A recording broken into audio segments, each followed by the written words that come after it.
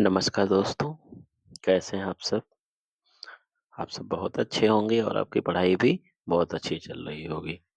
आप सब जानते हैं अल्टीग्रेड पेपर के लिए अब बहुत ज़्यादा समय नहीं बचा है, इसलिए हम अपने पढ़ाई को थोड़ा-सा और तेज़ करेंगे। आप देखना शुरू कर चुके हैं एग्ज़ाम बूस्टर स्टडी चैनल, मैं अनूप कुमार।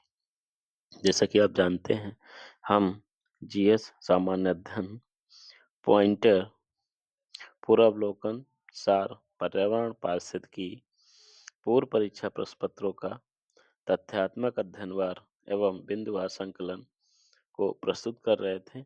ये हमारी तीसरी वीडियो है और इसमें हम पहले में पढ़ लिए हैं पर्यावरण एवं सतत विकास को पढ़ लिया है पहली वीडियो में।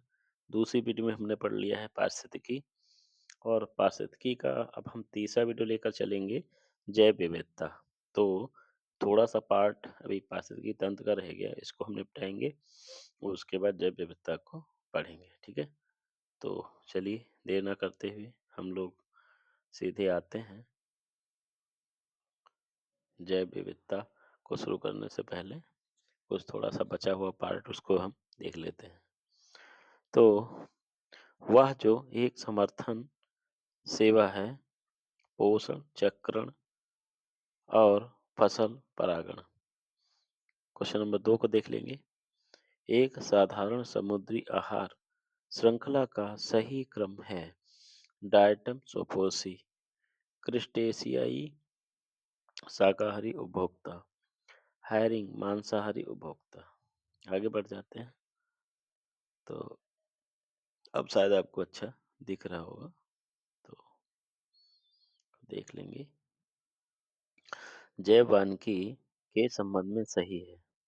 क्या सही है? यह पारिस्थितिकी का पर्याय है। यह प्राकृतिक तंत्रों के मूल्य पर बल देता है जो मानव तंत्रों को प्रभावित करते हैं। जैव वानिकी तथा बायोनमिक्स शब्द बायो तथा नोमिक्स शब्दों से मिलकर बना है। बायो शब्द का अर्थ का पर्याय जीव या जीवन से है, जबकि नोमोइस ग्रीक शब्द नोमोस से व्युत्पन्न हुआ है, जिसका अर्थ होता है नियम यानी लॉ। बायोनॉमिक्स शब्द का शाब्दिक अर्थ है जीवन का नियम। किसी जल निकाय में घनत्व प्रवणता को दर्शाती है। फिनो फिनोक्लाइन किसी जल निकाय में लवण प्रवणता को प्रदर्शित करती है। क्या करेगी? हैलोक्लाइन। क्या कहलाएगा? हैलोक्लाइन कहलाएगा। तो इसके आगे हम देखेंगे। तो इससे पहले जो हम लोग खत्म कर रहे थे वो पारिस्थितिकी तंत्र को हम लोग देख रहे हैं। किसी जल निकाय में गहराई के साथ तापमान परिवर्तन को दर्शाती है थर्मोक्लाइन। पारितंत्र उत्पादकता के संदर्भ में समुद्री उत्प्रवाह अप लेवेलिंग क्षेत्र इसलिए महत्वपूर्ण है क्योंकि ये समुद्री उत्पादन बढ़ाते हैं। पोषकों को सतह पर लाकर पोषकों को सतह पर ले आते हैं। वायु प्रवाह द्वारा समुद्र की सतह पर विद्यमान गर्म पोषक रहित जल को सघन ठंडे तथा पोषक तत्वों से परिपूर्ण जल द्वारा स्थानांतरित कर दिया जाता है। समुद्री उत्प्रवाह द्वारा पारिस्थितिकी संवेदी क्षेत्र में वे क्षेत्र हैं जिन्हें घोषित किया गया है पर्यावरण संरक्षण अधिनियम 1986 के तहत। पारिस्थितिकी संवेदी क्षेत्रों में कृषि को छोड़कर सभी मानव क्रियाओं का निषेध नहीं है, बल्कि कुछ पर प्रतिबंध लगाया गया है और कुछ को किया गया है विनियमित। घास स्थलों में वृक्ष पारिस्थितिकी अनुक्रमण के अंश के रूप में जिस कारण घासों को प्रतिस्थापित नहीं करते हैं वह है जल की सीमाओं एवं आग के कारण। भौतिक वातावरण में किसी समुदाय का समय के साथ रूपांतरण ही कहलाता है पारिस्थितिकी अनुक्रमण। जैविक अनुक्रमण की अवस्थाओं का सही क्रम है नवीकरण, प्रवाह, प्रस्थापन प्रतिक्रिया स्थिरीकरण। वर्ष 1916 में पौधों के विभिन्न प्रजातियों का अध्ययन किया तथा अनुक्रमण ही सर्वमान्य परिभाषा है। एफ. क्लिफमेंट ने मोनोक्लाइमैक्स एकल चरम सिद्धांत का प्रतिपादन किया था। एफ. क्लीमेंट ने। दोस्तों, बहुत ही महत्वपूर्ण सीरीज है ये। इसको आप ध्यान से देख लेते हैं तो निश्चित रूप से परीक्षा में कुछ अच्छा कर पाएंगे। वह प्राकृतिक विधि जिसके अंतर्गत एक ही निहित तथा अनिश्चित स्थान पर एक विशेष समूह दूसरे समूह द्वारा स्थापित हो जाता है, तो उसे हम क्या कहते हैं? अनुक्रमण कहते हैं। लास्ट रहेगा, ये लास्ट क्वेश्चन रहेगा किसका? हमारा पारिस्थितिकी का जो है लास्ट क्वेश्चन है। लैटिक पारिस्थितिकी तंत्र का उदाहरण है। जो नदी है वो लैटिक पारिस्थितिकी तंत्र का उदाहरण है। ये तो दूसरा टॉपिक हमारा समाप्त हो जाएगा और यहाँ से हम तीसरे टॉपिक की तरफ चल देंगे और ये है जैव विविधता। दोस्तों, बहुत ही अच्छा टॉपिक है। इसको आप अच्छे से देखेंगे और कोशिश करिएगा वीडियो पूरी देखी जाए, जिससे आपको उस टॉपिक के बारे में अच्छी सी जानकारी और पूरी जानकारी आपको प्राप्त हो सके। तो चलते हैं प्रश्नों की ओर। राष्ट्रीय उद्यानों में आनुवंशिकी विविधता का रख-रखाव किया जाता है, तो इन सीटू संरक्षण द्वारा। ट्रैफिक मिशन यह सुनिश्चित करता है कि वन्य पादपों और जंतुओं के व्यापार को खतरा न हो। प्रकृति के संरक्षण को। ट्रैफिक की स्थापना वर्ष 1976 में की गई थी। यह रणनीति गठबंधन है डब्ल्यूडब्ल्यूएफ तथा आईयूसीएन का संयुक्त ये उपक्रम है। जैव विविधता को इस प्रकार परिभाषित किया जाता है किसी पर्यावरण में विभिन्न प्रजातियों की श्रेणियों।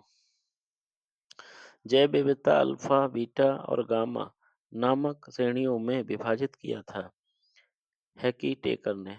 जैव विविधता मापने का वह गणितीय सूचकांक जो एक स्थानीय स्तर पर किसी समुदाय आवासीय क्षेत्र में मध्य प्रजाति विविधता को दर्शाता है, अल्फा सूचकांक कहलाएगा। अगला है जैव विविधता मापने का वह गणितीय सूचकांक जो स्थानीय एवं क्षेत्रीय विविधता का अनुपात है, बीटा सूचकांक कहलाता है। जैविक विविधता का वो सूचकांक जो किसी भूदृश्य की संपूर्ण विविधता को दर्शाता है, गामा सूचकांक कहलाएगा। जैव विविधता का अर्थ है एक निर्धारित क्षेत्र में विभिन्न प्रकार के पादप एवं जंतु। जैव विविधता का सबसे महत्वपूर्ण पहलू है पारिस्थितिकी तंत्र का निर्वहन। आनुवंशिकी जाति समुदाय व पारितंत्र के स्तर पर विभिन्न प्रकार के कार्य करके पारिस्थितिकी तंत्र का निर्वहन करती है। जैव विविधता जैव विविधता के नाश का कारण है जीवों के प्राकृतिक आवास की कमी, पर्यावरणीय प्रदूषण, वनों का नाश। जैव विविधता के ह्रास का मुख्य कारण है प्राकृतिक आवासीय विनाश। प्राकृतिक संसाधनों के दोहन तथा औद्योगिक उत्पादन एवं नगरीकरण के को बढ़ावा देने के उद्देश्य से प्राकृतिक वास का विनाश किया जा रहा है, जो सर्वाधिक महत्वपूर्ण कारक है जैव विविधता के ह्रास के लिए।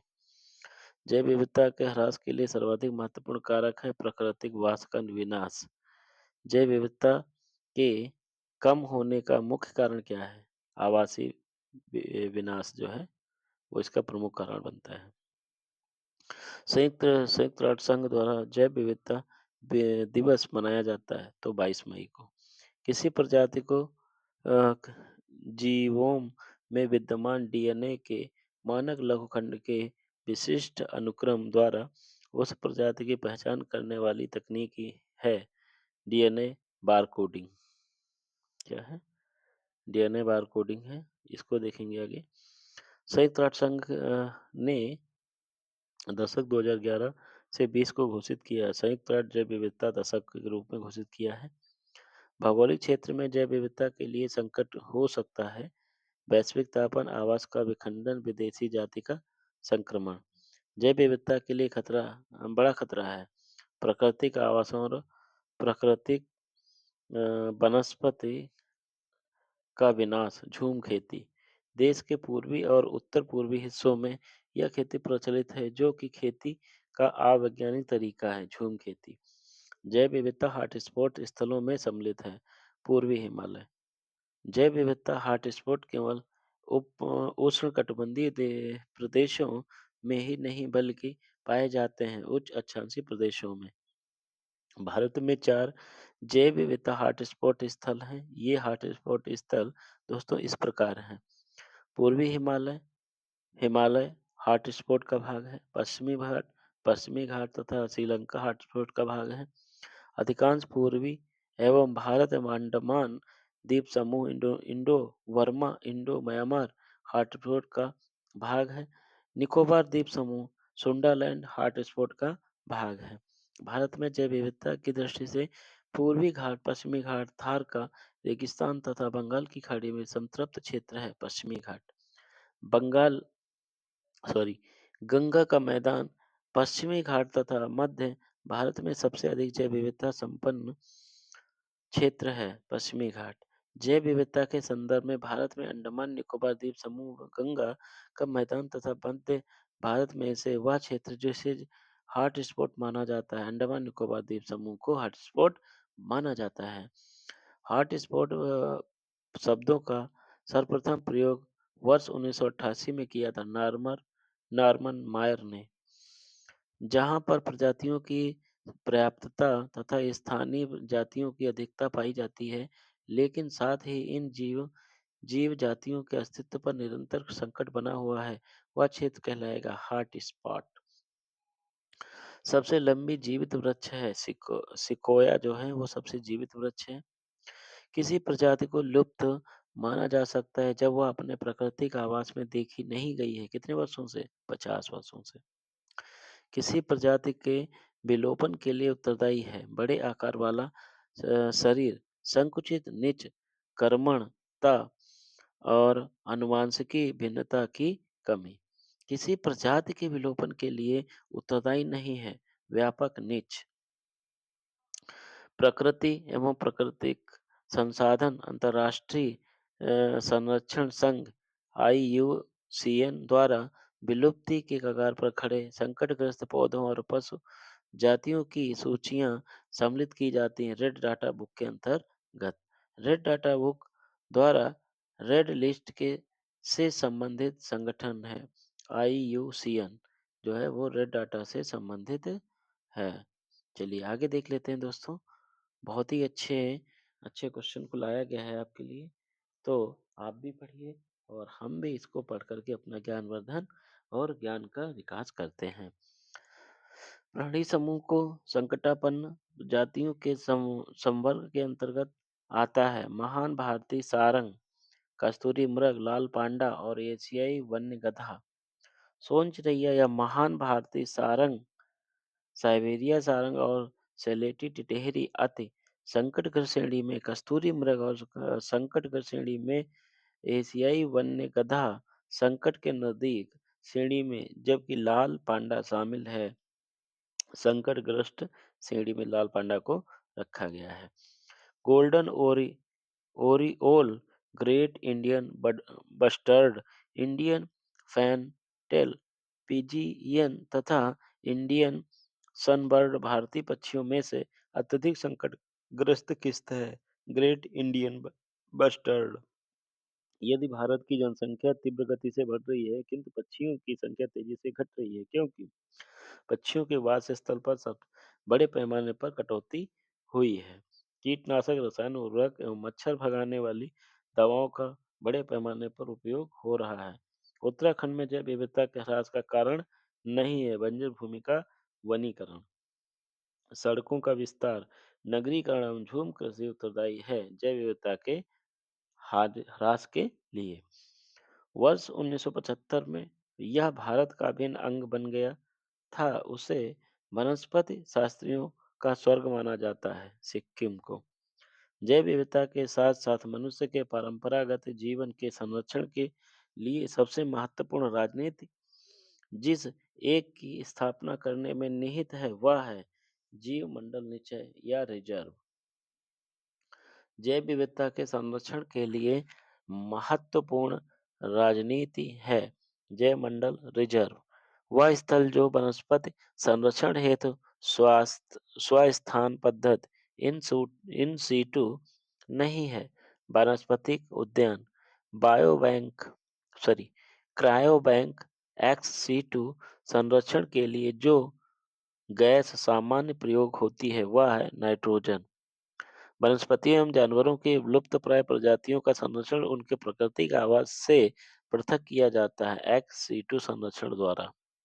बाहावासन या एक्स सीटू संरक्षण रणनीति का उदाहरण है जीन बैंक या ऊतक संवर्धन केंद्र, वनस्पति उद्यान और एक्वेरियम चिड़ियाघर।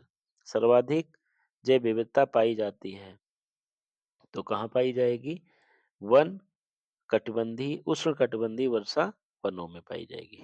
आगे देखेंगे गहरे समुद्र उष्णकटिबंधीय वर्षा वन कोरल रीफ का मरुस्थल में वह पारिस्थितिकी तंत्र जिसमें प्रजातीय विविधता काफी अधिक होती है।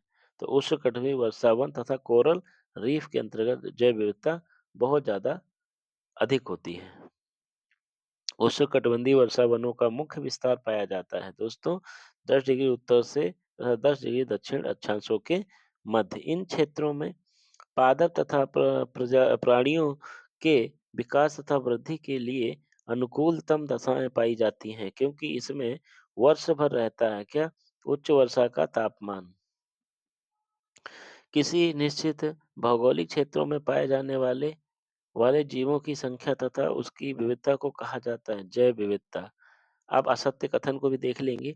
भूमध्य रेखा के ध्रुवों की ओर जाति विविधता में वृद्धि होती है। प्राणियों और पादपों की जातियों में अधिकांशतः विविधता मिलती है उष्णकटिबंध के आर्द्र वनों में। सत्य कथन को भी देखेंगे। उष्णकटिबंधीय शीतोष्ण क्षेत्रों की अपेक्षा अधिक जातियों को आश्रय देते हैं कौन? उष्णकटिबंधीय क्षेत्र। विशालतम जैव विविधता अमेजनी वर्षा वनों में पाई जाती है। जाति विविधता भूमध्य रेखा के ध्रुवों की ओर घटती जाती है। शांत घाटी कश्मीर सूरमा घाटी फूलों की घाटी में से सर्वाधिक जैव विविधता पाई जाती है शांत वैली या शांत घाटी में। शांत घाटी अवस्थित है केरल में। साइलेंट वैली परियोजना जिस राज्य से संबंधित है वह है केरल। फूलों की घाटी अवस्थित है उत्तराखंड में। आर्द्र क्षेत्रों में जिसे रामसर का दर्जा प्राप्त है तो चिल्का झील लोकटक झील केवला झील और बुलर झील को। रामसर सूची अंतर्राष्ट्रीय महत्व की आर्द्र भूमियों की सूची है। इस सूची में वर्तमान में भारत के शामिल स्थल हैं। कुल 75 स्थल शामिल किए गए हैं। रामसर कन्वेंशन के अंतर्गत रामसर स्थल है भोज आदि स्थल। रामसर कन्वेंशन रामसर कन्वेंशन संरक्षण से संबंधित है। नम भूमि के वेटलैंड दिवस मनाया जाता है 2 फरवरी को। विश्व वेटलैंड दिवस 2023 का मुख्य विषय थीम है it's time for wetland restoration. Bharat की सबसे बड़ी अंतर्देशीय लवणी आर्द्रभूमि है गुजरात में। बिहार का प्रथम रामसर क्षेत्र कहाँ स्थित है? तो बेगूसराय। कवर ताल आर्द्रभूमि। जयमंडल आरक्षित परिरक्षण क्षेत्र है आनुवांशिकी विविधता के क्षेत्र से संबंधित। आगे देखेंगे प्रवाल विरंजन का सबसे अधिक प्रभावी कारण है सागरी जल के सामान्य ताप में वृद्धि।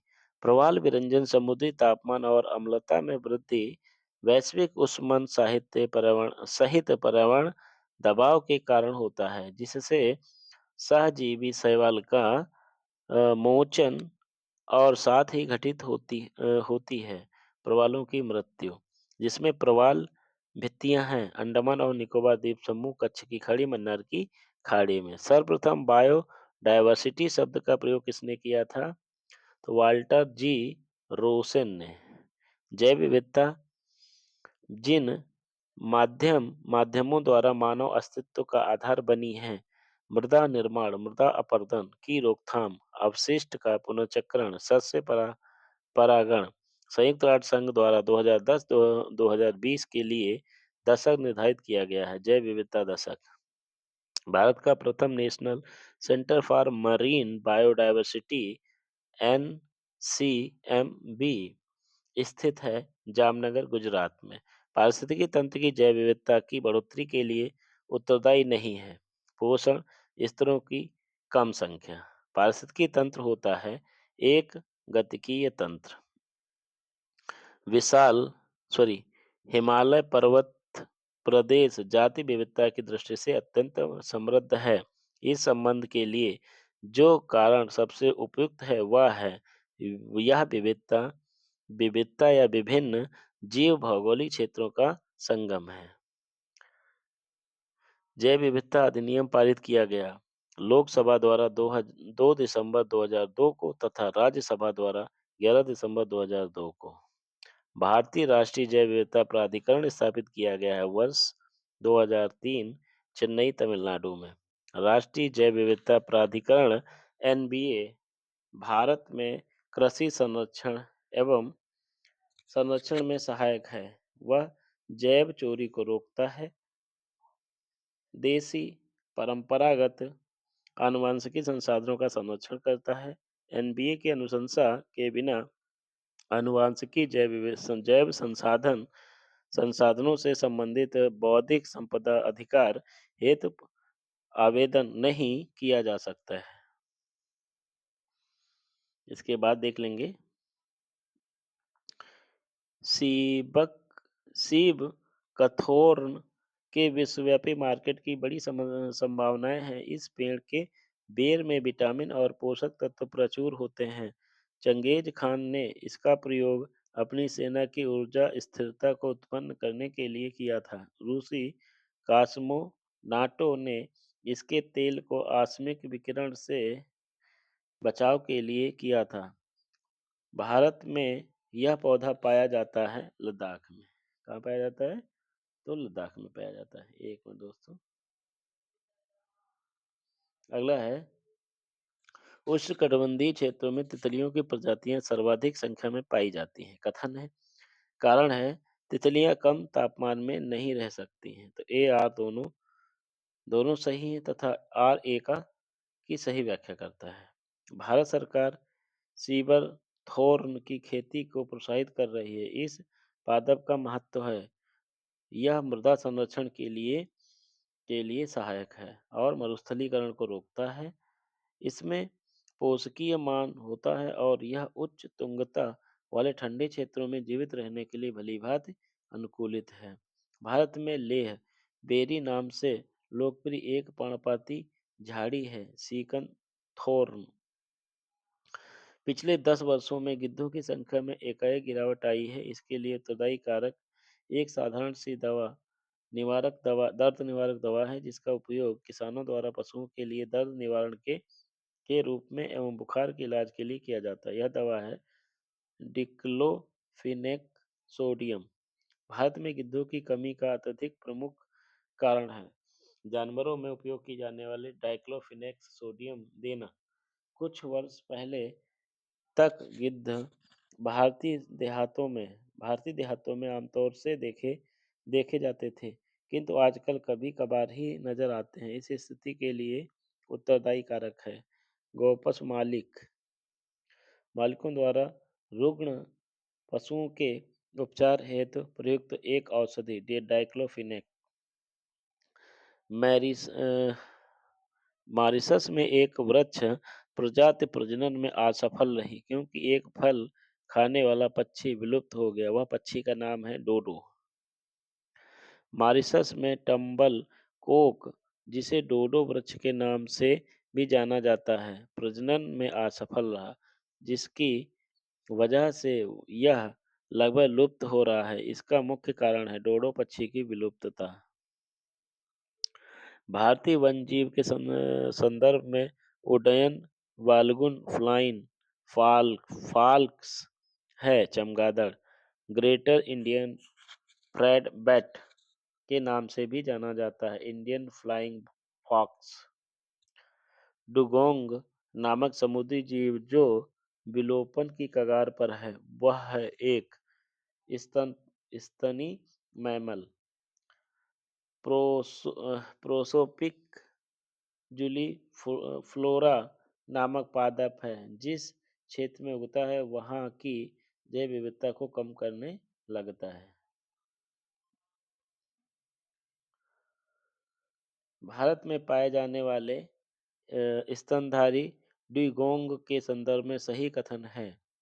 यह एक शाकाहारी समुद्री जानवर है। इसे वन्य जीव संरक्षण अधिनियम 1972 की अनुसूची वन के अधीन विधिक संरक्षण दिया गया है। भारत की जैव विविधता के संदर्भ में Ceylon, frog, mouth, copper smith, barbet, great चिड, मिनीवेट तथा राइट थ्रोडेड रेड स्टार्ड क्या है? पक्षी है एक। यह एक समुद्री स्तनधारी है और घास खाने की इसकी आदत के कारण इसे समुद्री गाय भी कहा जाता है, यानी डुडोंग को। नीले मीन पक्ष वाली महासीर मछली पाई जाती है कावेरी नदी में। मोर वाब, रस्टी, चित्तीदार बिल्ली पाई जाती है पूर्वी घाट भारत श्रीलंका में। Irrawaddy dolphin IUCN red list मिलती है बंगाल की खाड़ी में। जिन 3 मानकों के आधार पर पश्चिम घाट श्रीलंका और इंडो बर्मा क्षेत्रों में जैव विविधता के प्रखर स्थलों हॉटस्पॉट के रूप में मान्यता प्राप्त हुई है, वे हैं जाति, बहुतायतता, स्पीसीज, रिचनेस, स्थानिकता और आशंका बोध। बर्ड लाइफ इंटरनेशनल नामक संगठन के संदर्भ में कथन सत्य है। यह संरक्षण संगठनों की विश्वव्यापी भागीदारी है। यह महत्वपूर्ण पक्षी एवं जैव विविधता क्षेत्र important bird and biodiversity areas के रूप में ज्ञात या निर्देशित स्थलों की पहचान करता है। जैव विविधता हॉटस्पॉट की संकल्पना दी गई है ब्रिटिश पर्यावरणविद नॉर्मन मायर्स द्वारा। जैव विविधता पर कार्टर जेना उपसंधि प्रोटोकॉल के पक्षकारों की प्रथम बैठक MOP मॉप 23 से 27 फरवरी 2004 के मध्य संपन्न हुई थी मलेशिया की राजधानी कोलालमपुर में। भारत के जैव सुरक्षा उपसंधि प्रोटोकॉल जैव विविधता पर समझौते हस्ताक्षर किया था 23 जनवरी 2001 को। जैव सुरक्षा उपसंधि प्रोटोकॉल संबंध है अनुवांशिकी रूपांतरण जीवों से। जैव सुरक्षा उपसंधि जैव विविधता पर समझौते का सदस्य नहीं है संयुक्त राज्य अमेरिका। जैव सुरक्षा बायोसेफ्टी का कार्टेजेना प्रोटोकॉल कार्यान्वित करता है पर्यावरण एवं वन मंत्रालय द्वारा। बलुई लवणी क्षेत्र एक भारतीय पशु जाति का प्राकृतिक आवास है। उस क्षेत्र में उस पशु के कोई परभक्षी नहीं है, किंतु आवास ध्वस्त होने के कारण इसका अस्तित्व खतरे में है। यह पशु भारतीय वन्य गधा। जैव विविधता का संयुक्त राष्ट्र सम्मेलन के दलों का 10वां सम्मेलन आयोजित किया गया था कहाँ? नगोया जापान में। जैव विविधता पर संयुक्त राष्ट्र सम्मेलन के दलों का 11वां सम्मेलन COP 11 8 से 19 अक्टूबर 2012 के मध्य आयोजित किया गया हैदराबाद भारत में। जैव विविधता पर संयुक्त राष्ट्र सम्मेलन के दलों की 14वीं बैठक COP 14 17 से 29 नवंबर 2018 के मध्य आयोजित किया गया था शर्म अल शेख मिस्र में। 15 से 22 फरवरी 2020 के मध्य CMS COP 13 का आयोजन हुआ है गांधीनगर भारत में। UNREDD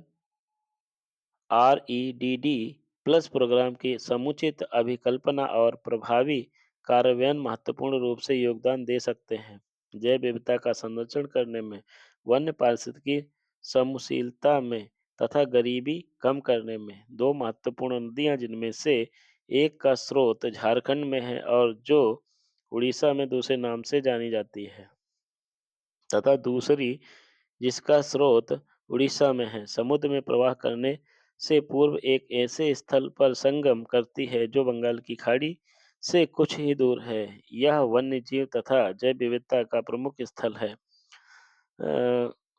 सुरक्षित क्षेत्र है वह स्थल है भितरकनिका।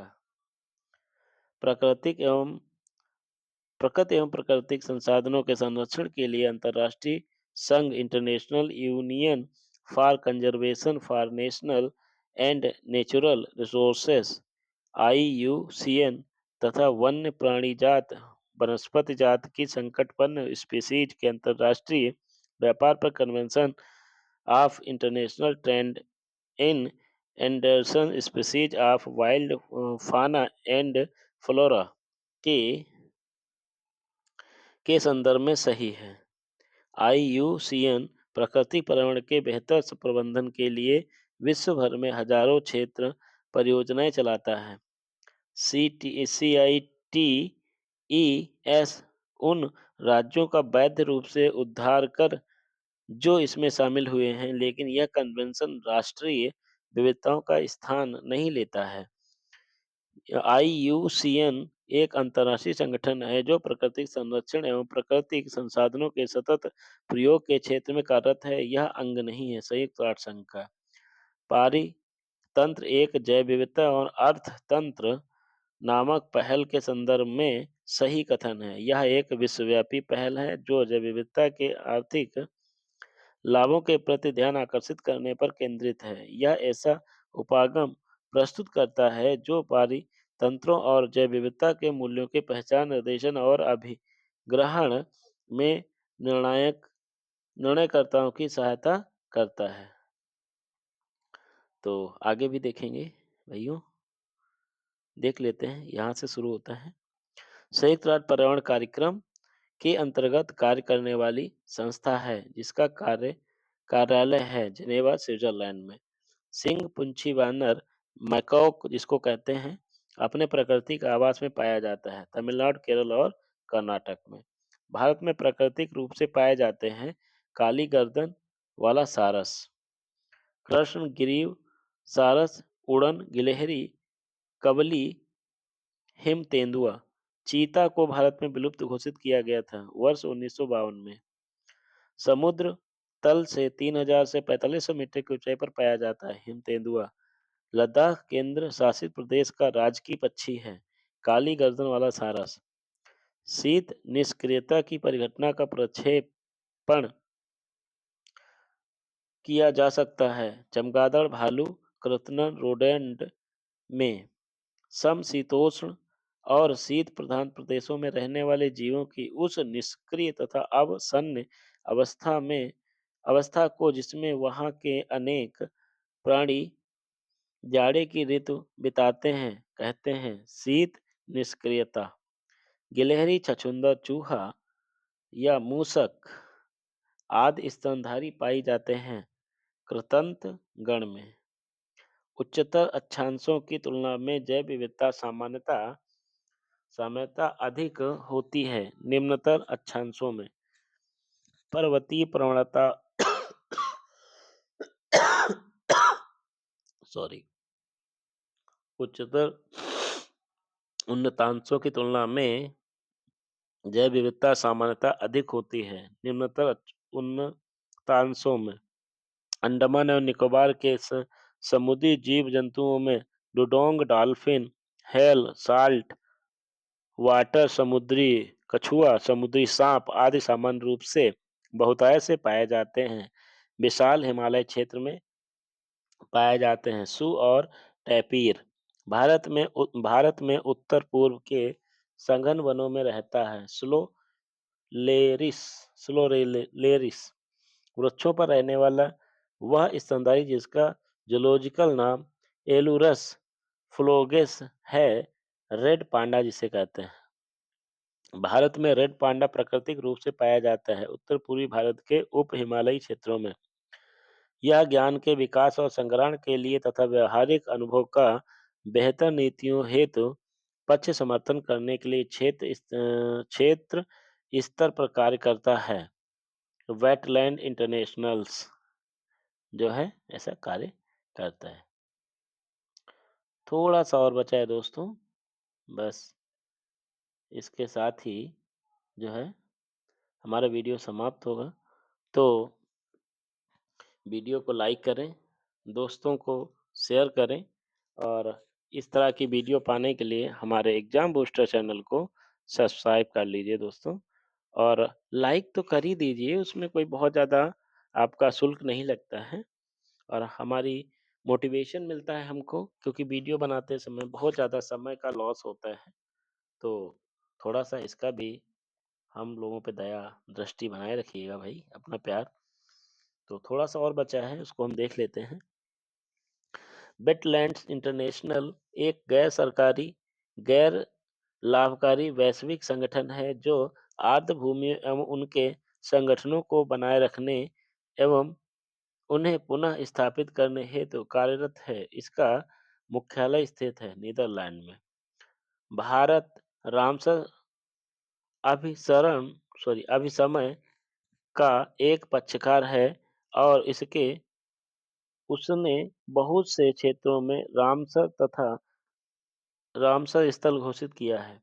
वह कथन जो इस अभिसमय के संदर्भ में सर्वोत्तम रूप से बताता है कि इन स्थलों का अनुरक्षण कैसे किया जाना चाहिए। इन सभी स्थलों का पारिस्थितिकी तंत्र उपागम के संरक्षण किया जाए और साथ-साथ उनके धारणीय उपयोग की अनुमति दी जाए।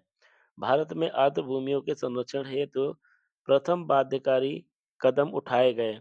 राष्ट्रीय पर्यावरण नीति 2006 द्वारा आर्द्र भूमि संरक्षण प्रबंधन नियम घोषित किए गए 2010 में। भारत रामसर अभिसर समय का एक पक्षकार है और उसने बहुत से क्षेत्रों को रामसर स्थल घोषित किया है ताकि इन सभी क्षेत्र स्थलों का पारिस्थितिकी तंत्र उका उका उपागम के संरक्षण किया जाए और साथ-साथ अनुमति दी जाए उनके धारणीय उपयोग की। यदि अंतर्राष्ट्रीय महत्व की किसी आर्द्रभूमि को मॉन्ट्रियल रिकॉर्ड के अधीन लाया जाए तो इसके अभिप्राय है मानव हस्तक्षेप के परिणाम स्वरूप आर्द्रभूमि में पारिस्थितिकी स्वरूप में परिवर्तन हो रहा है या होना संभावित है। पारिस्थितिकी निकाय के रूप में आर्द्रभूमि बरसाती जमीन उपयोगी है। पोषण पुनः प्राप्ति एवं चक्रण हेतु पौधों द्वारा अवशोषण के माध्यम से भारी धातुओं को अवमुक्त करने हेतु तलछट रोक कर नदियों का गादीकरण कम करने हेतु जलीय तथा शुष्क स्थलीय पारिस्थितिकी तंत्र के बीच के क्षेत्र कहलाते हैं आर्द्र भू क्षेत्र। क्या कहलाएंगे? तो आर्द्र भू क्षेत्र कहलाएंगे। भारत में तटीय आर्द्र भूमि का कुल भौगोलिक क्षेत्र आंतरिक आर्द्र भूमि के कुल भौगोलिक क्षेत्र से कम होता है। जैव द्रव्यमान का वार्षिक उत्पादन न्यूनतम होता है गहरे सागरों में। जैव द्रव्यमान के उत्पादन की दृष्टि से प्रथम स्थान पर आते हैं उष्णकटिबंधीय वर्षावन। डुमा रोज बायोडायवर्सिटी पुस्तक की लेखिका हैं वंदना शिवा। जैव विविधता से संबंधित यह संबंध है खाद्य तथा कृषि हेतु पादप आनुवांशिकी संसाधनों के विषय में अंतर्राष्ट्रीय संधि मरुभवन का सामना करने हेतु संयुक्त राष्ट्र अभिसमय विश्व विरासत अभिसमय। तो इस तरह से जो जैव विविधता हमारा जो लेसन चल रहा था वो समाप्त हो जाएगा। ठीक है भाई। जैव विविधता एक मिनट।